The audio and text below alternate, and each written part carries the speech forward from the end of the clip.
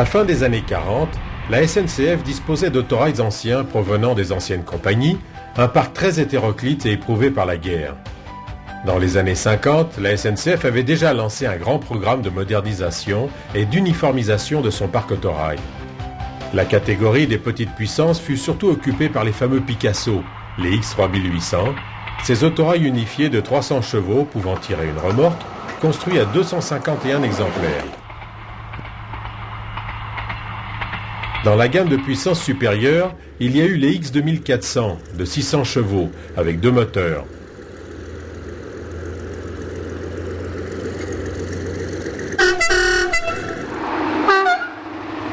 Puis arrivèrent les célèbres 2800 de 825 chevaux, imbattables en montagne et pouvant tirer plusieurs remorques unifiées. Mais la SNCF cherchait le moyen d'améliorer l'efficacité des autorails en augmentant leur capacité tout en réduisant l'emploi des remorques qui obligeaient à des manœuvres à chaque extrémité du parcours.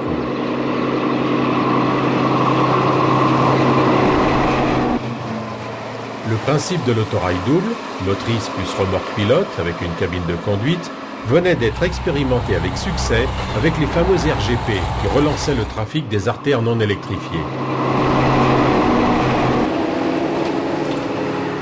D'un autre côté, l'expérience de l'autorail prototype Budd, à caisse en acier inox, avec les moteurs sous le plancher, avait ouvert la voie à ce principe d'aménagement technique qui dégageait toute la surface du plancher pour les voyageurs.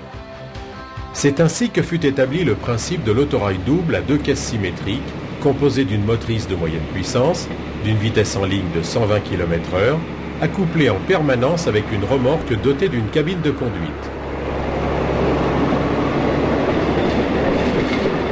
Les éléments devaient être couplables par 2 ou 3 pour constituer des rames de 4 ou 6 caisses. Ce sont les ANF, les ateliers du nord de la France, qui remportèrent le marché en 1960 avec leur proposition d'automoteur réversible double, composé d'une motrice avec moteur à plat sous le plancher et une remorque avec poste de conduite attelée en permanence.